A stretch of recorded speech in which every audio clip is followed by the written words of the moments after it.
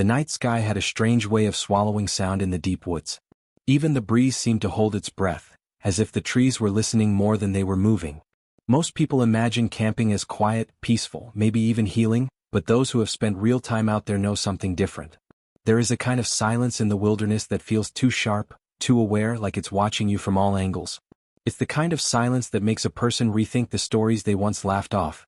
Stories about strange things seen between trees, unexplained footsteps outside tents, or voices carried by the wind when no one else is around. These are the kinds of things that stay hidden until the sun drops, and the forest starts waking up in its own way. For years I never believed any of it. I thought camping horror stories were nothing more than overblown tales told around a late-night fire to make the darkness feel exciting. I had been camping all through childhood, during college, and even as an adult. Nothing ever bothered me. Nothing ever followed me. Nothing ever whispered from behind a tree when I knew I was alone. And because nothing had ever happened, I thought nothing ever would. That confidence wouldn't last long. The stories I'm about to share weren't passed down to me. They weren't rumors from strangers. These things happened to people I met, people who sat across from me with eyes that told me they wished they could forget what they experienced. Their voices shook not because they wanted attention, but because they could still feel something crawling back into their memory, something they didn't want to bring up again. The first time I heard one of these stories, I was on a camping trip with a group of friends. It was late fall, cold enough for our breath to fog the air, and the forest was nearly empty except for us. We had gone deeper into the national park than most hikers dared because David, our self-appointed guide, swore he knew the trails. David had been camping since he was a kid. He was the kind of person who felt more comfortable sleeping on the ground under the open sky than in his own bed. If anyone could lead us safely, it was him. Or at least that's what we told ourselves. There were 5 of us on that trip. David, loud and confident, the one who thought every strange noise was just a raccoon. Maya, who didn't talk much but noticed everything. She was the only one who looked uneasy the moment we stepped off the main trail. Then there was Jamal, always cracking jokes, always trying to lighten the mood when things felt tense. He didn't believe in anything paranormal or unexplained. To him, every scary story had a logical explanation. Sarah was the opposite. She believed in almost everything. She had a gentle way of describing things that made even the simplest moments sound meaningful, but she also had a tendency to sense when something was wrong long before the rest of us did. And then there was me. Somewhere in the middle. Curious enough to want to hear scary stories, but practical enough to assume none of them were real. I liked the idea of fear without believing in its cause. It made everything feel safe, like watching a horror movie knowing it was all fiction. I had no idea that this trip would be the beginning of several stories people would later wish they never told me. And each one would leave a mark, a warning, an echo that followed me long after the fires died and the trails ended. That night, we were all crowded around a small campfire that barely kept the cold away. The light flickered on our faces, stretching our shadows across the dirt. The forest around us was pitch black. Even our lanterns seemed to have their beams swallowed by the darkness the moment we set them down. We weren't deep into the night yet, but something about the air felt wrong. It wasn't the temperature, it was the heaviness behind it, like the forest was waiting for something to happen. David didn't notice. He was too busy poking at the fire with a stick, talking about how tomorrow we'd hike to a viewpoint he swore was the most beautiful place on the planet. The rest of us nodded, but none of us said much. Our minds were all drifting somewhere else. Maybe it was the quiet. Maybe it was the way the trees creaked without wind. Or maybe it was because deep down we all felt that strange pressure in the atmosphere, the one that keeps you from letting your guard down. It was Sarah who finally broke the silence. She lifted her head, stared into the shadows between the trees and whispered, "Does it feel weird to anyone else tonight?" Her voice wasn't dramatic. It wasn't trembling. It was just soft, like she'd been thinking it for a while and couldn't hold it in anymore. Jamal chuckled, "It's camping. It's always weird. That's the whole point." But Sarah shook her head. "No, not like that. It feels like someone else is out here."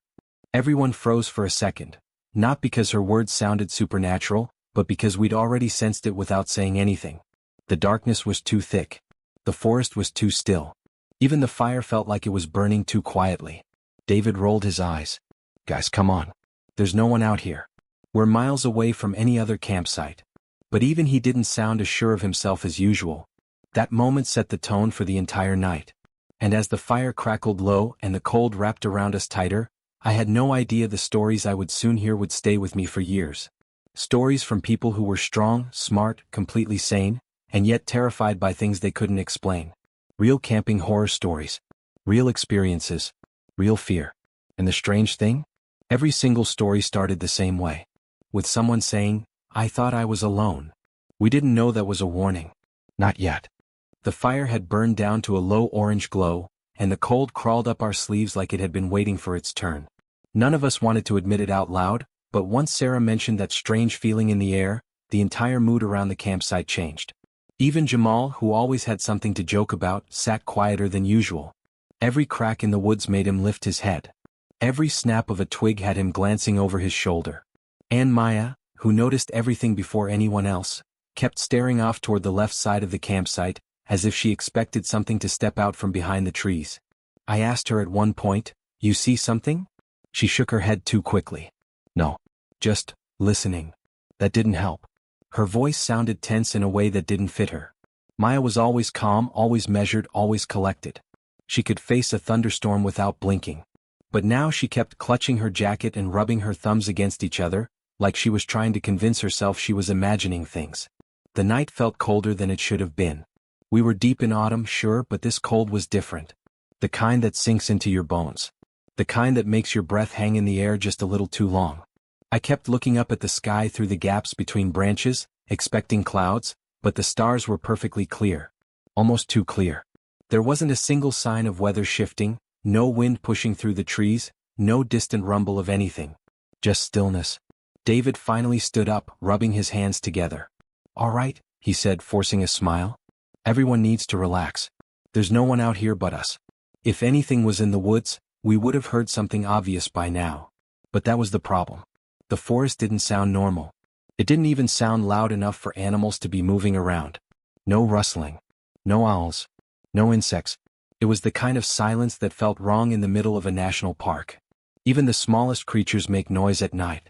But here it was as if everything had gone quiet at the same time. Sarah leaned slightly toward the fire and whispered, "That's exactly what bothers me." Jamal cleared his throat. "Okay, maybe the animals are just hibernating early." "In October?" Maya finally said. It was the first solid thing she'd spoken in a while. "No. Something's off. You feel that, right?" We all did. Even David, who tried so hard to brush it all away. He walked to the edge of the campsite and shined his flashlight between the trees, sweeping the beams slowly. The light didn't seem to reach very far.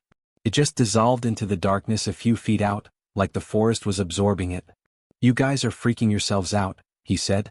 But his voice cracked just a little. We didn't answer. The fire popped loudly, making everyone jump at once. Normally we would have laughed about it. But no one laughed. We were too on edge. Too aware of the space around us. Too aware that something felt different about this trip. I tried to shift the mood. "David," I said lightly, "tell one of your camping stories. You always have a bunch." He snorted. "Yeah, but mine actually have happy endings." "That's fine," I said. "Just talk." "The silence is making everything worse." He sighed and sat back down, grabbing a stick from the ground and drawing random shapes in the dirt. "All right, fine. But it's not really a story. More like something that happened once." Jamal nudged him. "Man, now you sound like you're starting a scary story." David didn't smile. That was the first sign this wasn't going to be just another silly tale. "It was a few years ago," he said. "I was hiking alone. I know, stupid. But I'd gone alone plenty of times before and nothing ever happened. Anyway, I was almost 2 hours deep into the woods when I heard someone behind me walking at the same pace I was." He paused, staring into the fire like it helped him remember. "I thought it was another hiker," he said. "So I kept looking over my shoulder, but there wasn't anyone there. I kept hearing the footsteps though. Every time I walked, they walked. Every time I stopped, they stopped." The rest of us exchanged looks. The silence grew heavier. I turned around again after maybe 15 minutes and finally I saw someone. But only for a second. A figure between the trees. I thought maybe they needed help, so I yelled out. No answer. I yelled again. Still nothing. And then, he shook his head and rubbed his jaw. Then they just stepped back into the trees and disappeared. He let that hang in the air. Sarah's voice was barely above a whisper. "Did you ever see them again?" "No," David said. "But when I walked back to the trailhead, I had the same feeling you mentioned. Like someone was out there with me. Someone who wasn't supposed to be." A cold rush went down my back. Something about hearing David tell that made the whole night feel heavier. If even he had moments like that, moments he didn't joke about, then maybe we weren't imagining things here. Maybe people really weren't always as alone as they thought in the woods. Maya shifted closer to the fire. Did anything else happen on that trip? David held the stick tighter.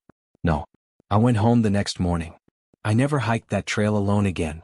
The fire cracked again, louder this time. A branch snapped somewhere in the distance. All of us turned our heads toward the sound at the exact same second.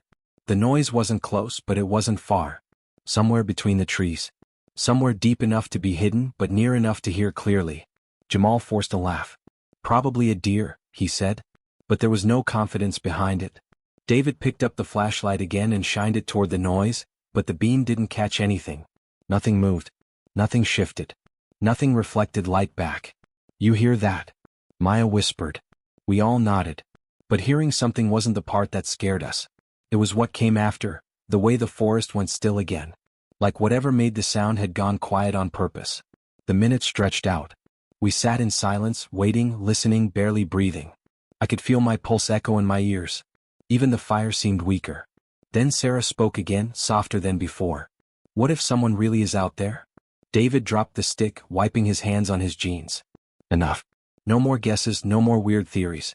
We're tired. It's been a long hike and we're letting our thoughts get carried away. There's nothing out there.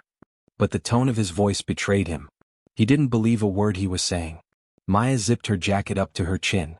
I don't think whatever's out there is an animal. Jamal swallowed. Why?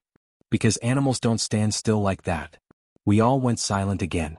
And then, almost as if the forest had been listening to her, something moved. Just once. A soft shift. Step. Not heavy. Not loud. But human. Right beyond the tree line. The sound lasted only a second.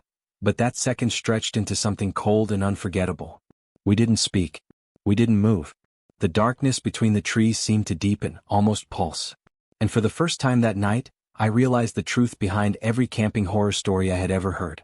Sometimes the scariest part isn't what you see. It's what you know is standing just out of sight. Nobody wanted to be the first to speak after that sound, because saying anything out loud would make it real. The fire crackled softly, but even that seemed distant, like it belonged to another place entirely. I found myself staring at the exact spot where the noise had come from, trying to convince myself it was nothing. A fallen branch. A squirrel. Anything normal.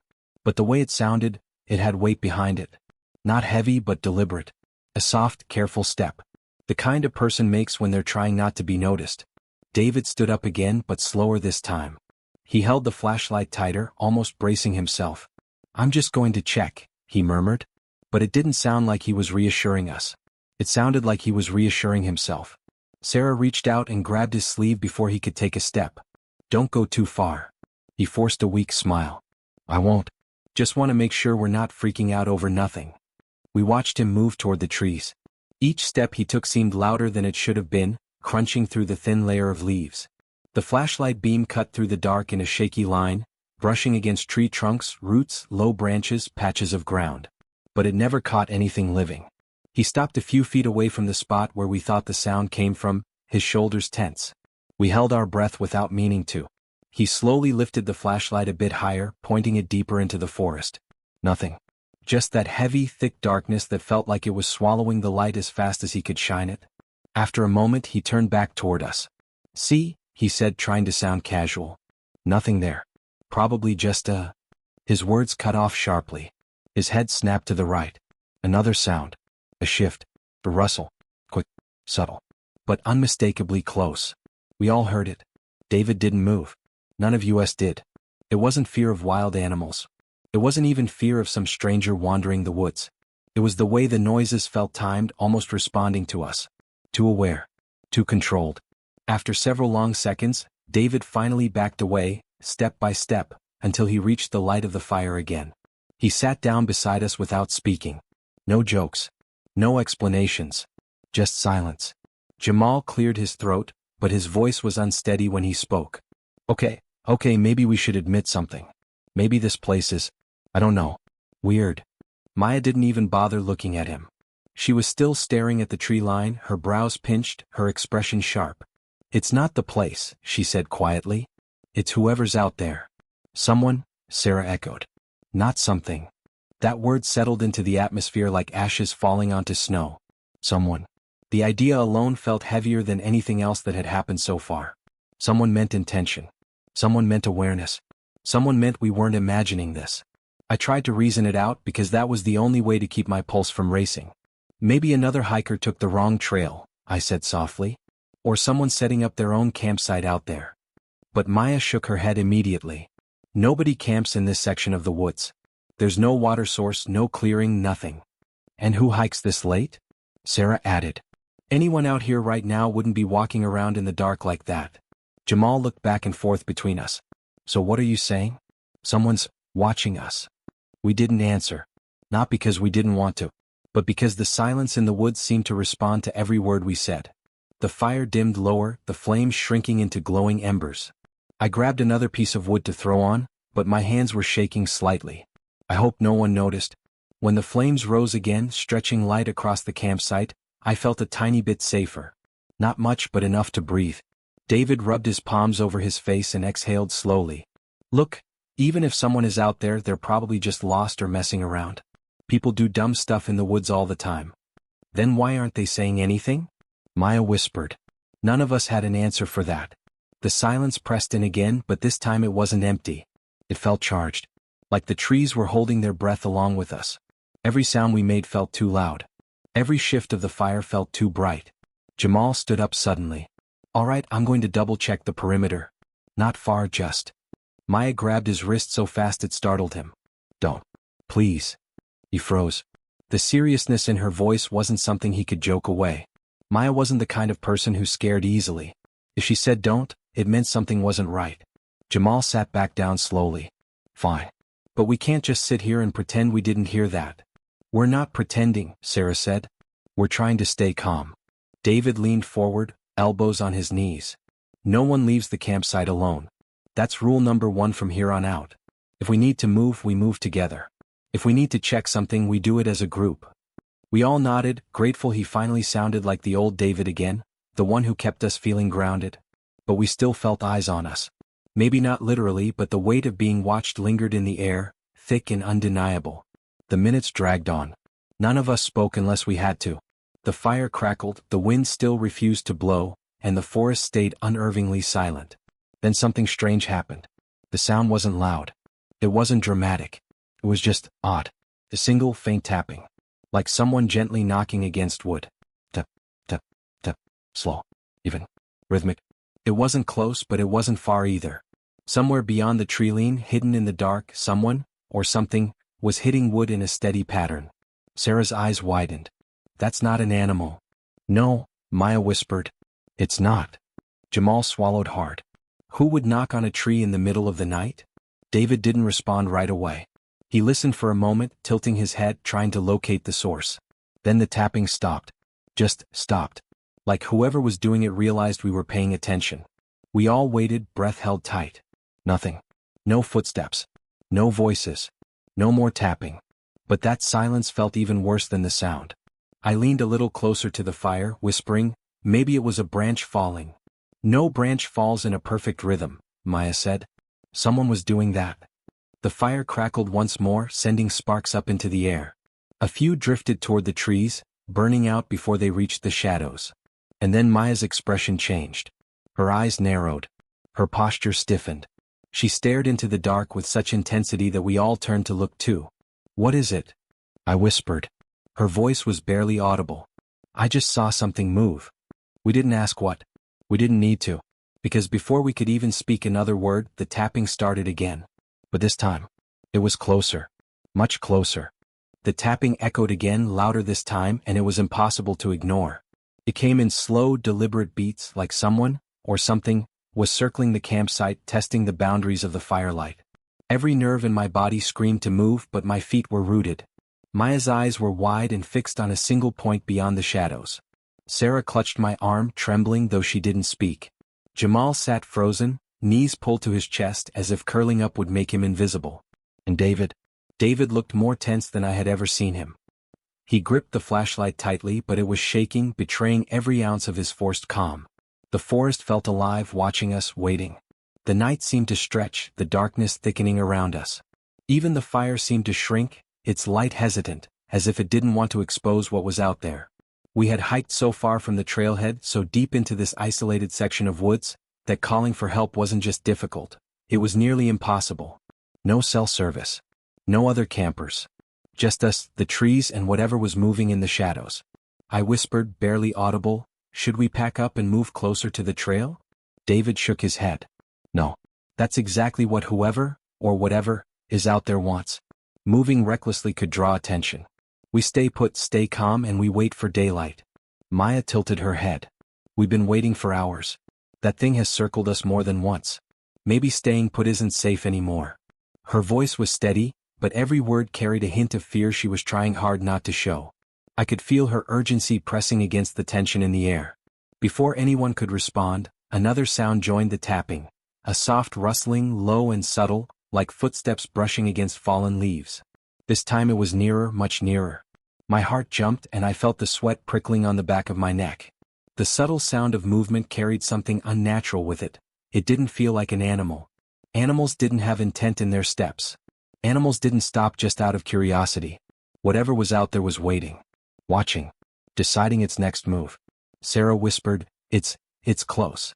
Too close." Jamal swallowed audibly. Okay, what are we doing?" His voice cracked, betraying the humor he usually hid behind. His confident bravado from the hike had completely evaporated. I realized in that moment that this wasn't just fear, it was pure, primal survival instinct. And we had no idea what we were dealing with. David stood slowly, motioning for all of us to stay seated. "Flashlights on. Keep the fire strong. Watch for movement but don't make sudden sounds. We need to see them before they see us." His voice, though calm on the surface, carried the edge of urgency. Every muscle in his body was tense, ready to react, but careful not to panic. He had done solo hikes before, but this was different. This wasn't a misstep into the woods. This was a confrontation with something unknown. Something aware. We turned on our flashlights and the beams cut into the darkness like knives, but nothing immediately appeared. The tapping stopped, replaced by the quietest kind of rustling, soft enough to make us question whether we were imagining it. But no one spoke. No one dared. Every second stretched longer, heavy with expectation. The forest seemed to hold its breath with us, and I could feel my own heartbeat echoing in the stillness. Maya broke the silence. "Whatever it is, it's smart. It's not moving randomly. It knows we're watching." Her voice, calm yet analytical, cut through the tension. "It's testing us." David's hand tightened around the flashlight. "Testing, or hunting?" The words landed in the air like a cold wind. None of us spoke after that. The idea itself was too heavy, too real. Hunting. Not by accident, not by curiosity, but intentionally. And with each passing moment, the realization sank deeper.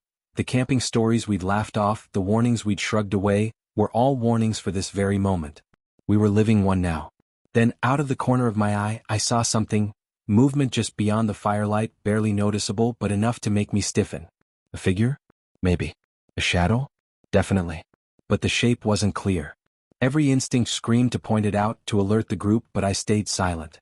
I wanted to see if it would move again, to confirm what my mind was already guessing. The air was cold against my skin, but this wasn't just cold, it was the weight of being watched. I felt eyes, not from one direction but all around, pressed in by the trees themselves. Sarah leaned closer to me, whispering urgently, "Did you see that?"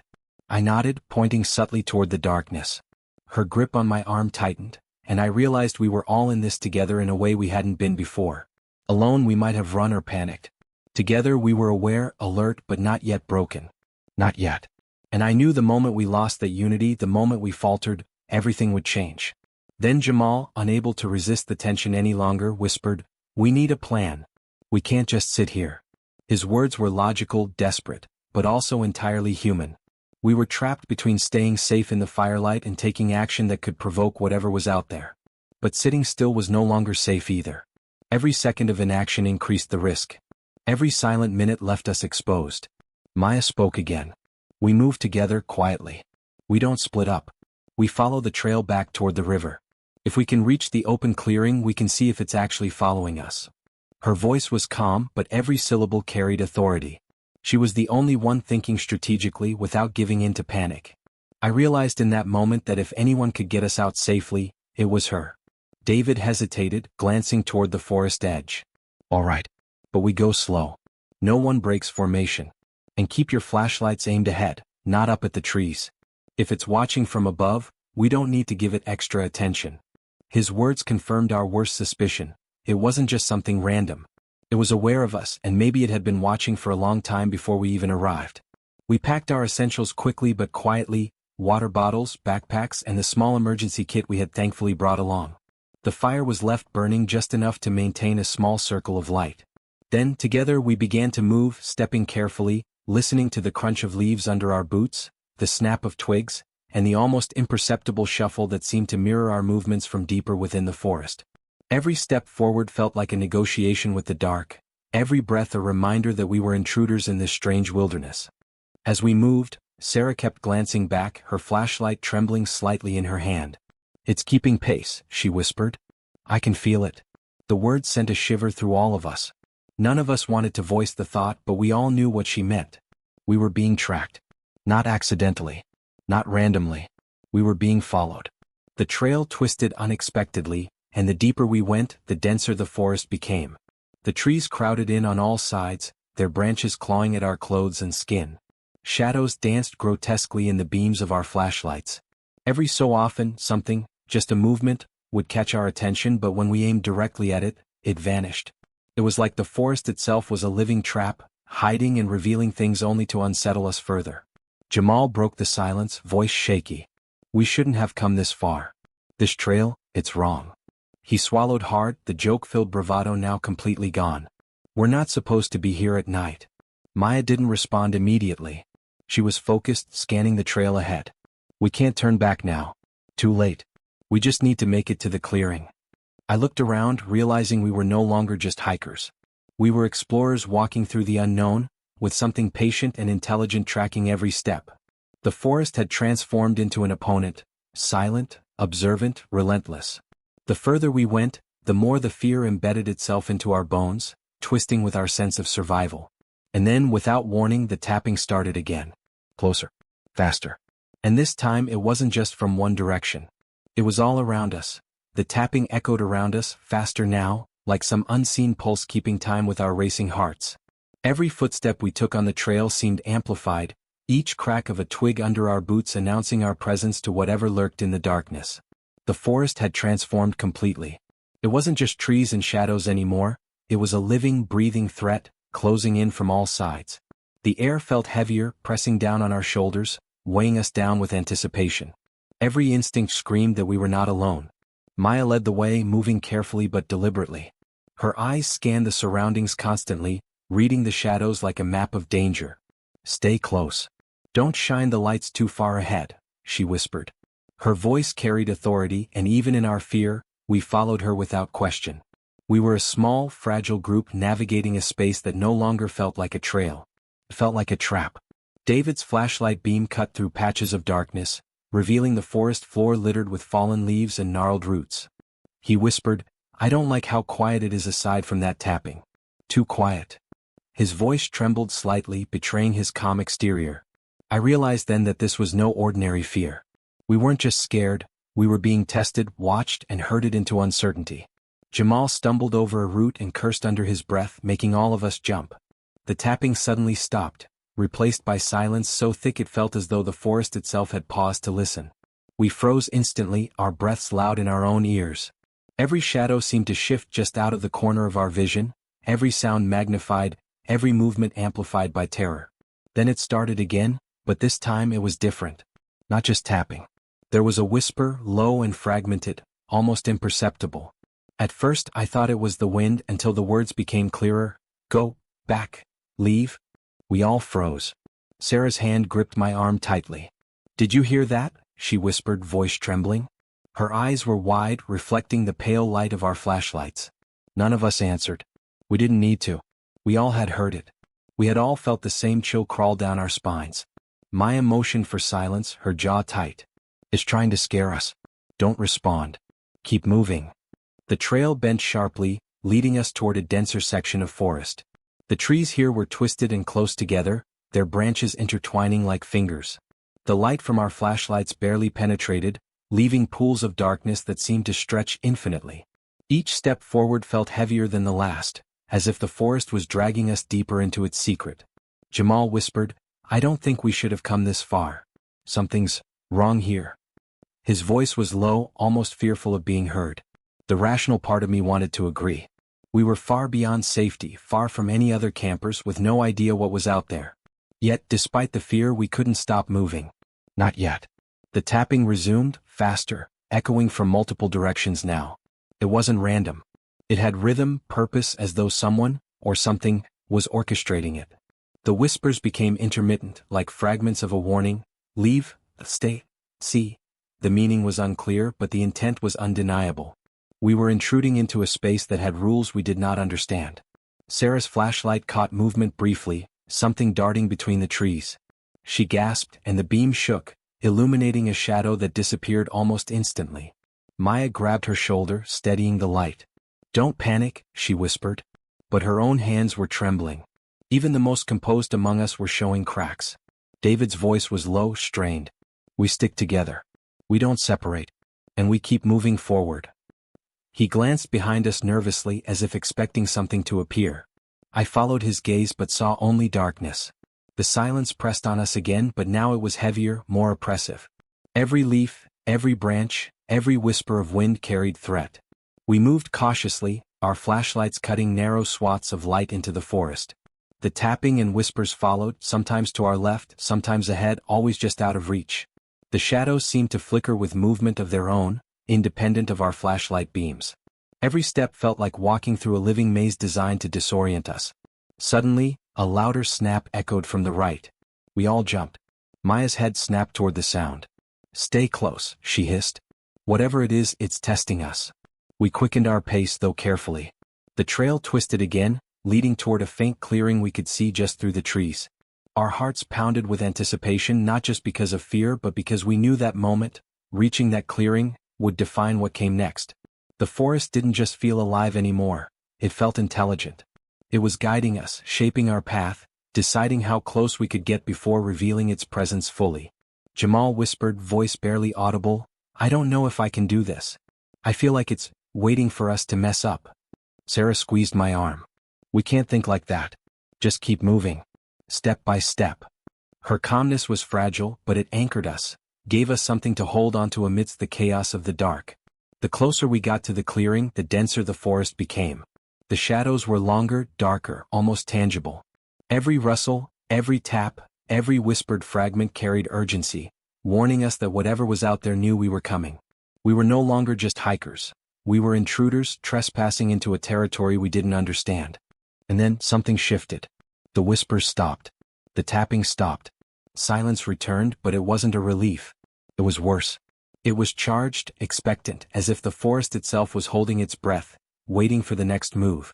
Every instinct in my body screamed that we had reached the point of no return. The clearing was just ahead, and whatever was out there was preparing to reveal itself, or to test us one final time before we could react. Maya slowed, signaling for us to pause. Her flashlight scanned the clearing carefully. "This is it," she whispered. "Whatever's been following us, it knows we're here. And now we have to face it." David's hand tightened on his flashlight. "Stay together. Don't make a sound. We move as one." His voice was steady, but the tension in his posture betrayed the fear we all felt. The wind shifted slightly, carrying with it a faint smell, damp earth, leaves, and something else. Something metallic. Sure. Unidentifiable. My stomach churned. The hairs on my arms stood on end. I realized in that moment that the forest wasn't just a backdrop for fear. It was a participant, shaping the tension, drawing it out, amplifying it. The clearing lay ahead, dark and still. The firelight from our campsite was long gone behind us. Our flashlights were the only sources of illumination, small and weak against the surrounding darkness. Every step felt calculated, every breath counted, every second stretched longer than the one before. Then, just as we took the first cautious step into the clearing, the tapping returned. But this time it was all around us, faster, more insistent, rhythmic like a heartbeat.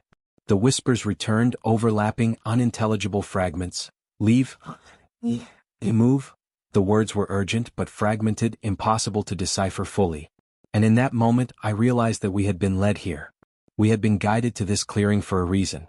Whatever had been testing us, tracking us, watching us, whatever had kept pace with our every step, was now ready to reveal itself.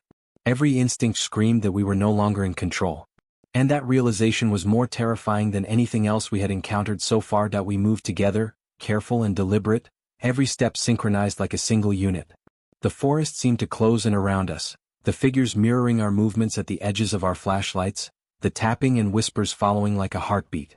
My pulse pounded in my ears, but I forced myself to focus on Maya's instructions. Step by step, we navigated the clearing, keeping close, staying quiet. The firelight from our campsite glowed faintly behind us, a reminder of how far we had come and how far we had yet to go. The figures hesitated as we moved, their mirrored movements slowing. For the first time, I noticed that they weren't entirely human. They were too precise, too synchronized, yet something in their posture suggested awareness, intelligence. And in that moment, I realized the forest had been testing not just our courage, but our ability to cooperate, to act as one. Almost there, Maya whispered, scanning ahead. Just a few more steps, follow me exactly. We moved, every step measured, and the clearing stretched before us. A faint glimmer of moonlight broke through the trees, illuminating a small gap in the forest, our escape, our path back to safety. The figures froze at the edge of the light, hesitant, as if bound by some invisible rule. David exhaled softly, almost in relief. We made it, he said, voice low. Just a little farther. But just as hope began to settle over us, the second twist struck. One of the figures stepped forward suddenly, breaking the unspoken boundary. It raised an arm, or what looked like an arm, and pointed directly at Jamal. A chilling whisper carried through the clearing, "One remains." My heart stopped. "What do you mean, one remains?" I shouted. The figure tilted its head, almost inquisitive, and the tapping started again, faster, more insistent. The forest seemed to shift, shadows moving unnaturally, closing in like walls. We were trapped, cornered between light and darkness, between the rules we had just learned and the consequences we had not yet understood.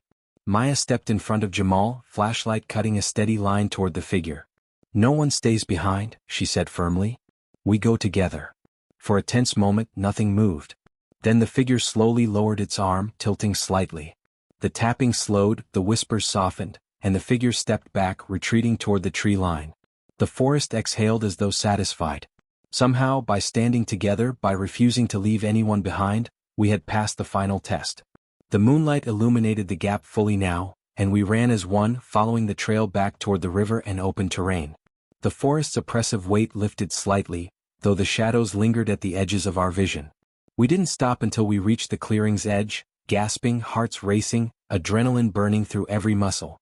David collapsed onto the ground, wiping his brow. We did it. All of us. Sarah sank beside him, shaking. "I can't believe we made it. I thought we were done for." Jamal finally exhaled, letting out a nervous laugh. "I never want to come back here. Ever." Maya remained standing for a moment, scanning the treeline one last time. Her voice was quiet but steady. "We survived because we stayed together. The forest, whatever's out there, it didn't just test fear. It tested trust, unity, cooperation." We looked at each other, realizing that the forest had revealed something deeper than any physical threat. It had pushed us to our limits, to the edge of panic, to the point where we could have fractured. But we hadn't. Then the final twist struck, catching us off guard. A faint rustling came from the tree line, just beyond the clearing. We froze, expecting the figures to emerge again. But instead, the leaves shifted, and a single object rolled toward the edge of the clearing. It was a small, carved wooden figurine, roughly humanoid in shape, impossibly detailed, with markings that matched the rhythmic tapping we had heard. Sarah picked it up cautiously. It's a gift?" she whispered. Maya shook her head slowly. "Not a gift. A warning. Something to remember. Something that will find us if we forget."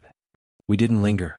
We left the clearing as fast as we could, the forest falling silent behind us, the shadows retreating into the trees.